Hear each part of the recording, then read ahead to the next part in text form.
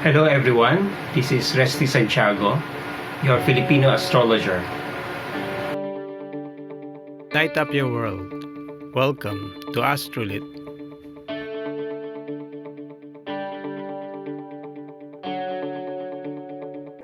Recently, I received questions about what is happening in the world. The first is from Julius, who resides in Hong Kong. He is asking whether the events in Hong Kong will turn out to be very bloody. And the second one is from Nika, a member of Astro Friends Youth, and she's asking, do you think the ongoing protests all over the world, in America, Chile, Hong Kong, and even Japan, against police brutality, racism, and corrupt government have been influeed by any planets? So what do the planets say about violence and other current events? Filipino astrologer will try to shed light on that. There are two major planetary configurations this week that talks about violence. The first one is the square of Sun and Mars, which will take place on June 3. In Astro Energy, book 1 of Filipino Astrologer Auspicious Timing Guides, I already noted this period can be very emotional, can be intense. The next important configuration that's about to occur is on June 6.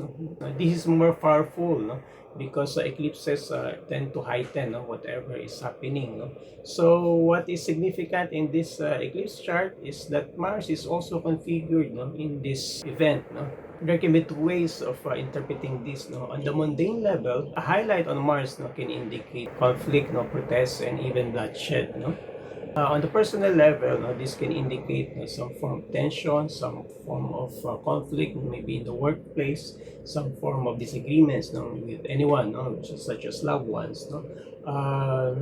So basically, this period can be tense. So the first thing that we have to do is to work on our emotions, try to control your negative feelings by understanding it and not necessarily suppressing, but more on transforming it into something more constructive. During eclipse period, it is advisable to have an astrological reading, especially if your sign or your planets are sort of eclipse. The eclipse sign is Sagittarius, and its opposite sign Gemini, and since Mars is also configured in this eclipse, Mars is in Pisces. So those with ascendant sign, sun sign, and moon sign in these three mutable signs, it might be a good idea to have an astrological reading, so that you can see, you can understand, maybe have another perspective on what is happening. So if you are interested in having a consultation, just send me an email. So yes, the planets mirror what is happening on Earth, or actually vice versa. What is happening on Earth is a reflection of what is happening in the sky. But in fact, this is not a one-day event.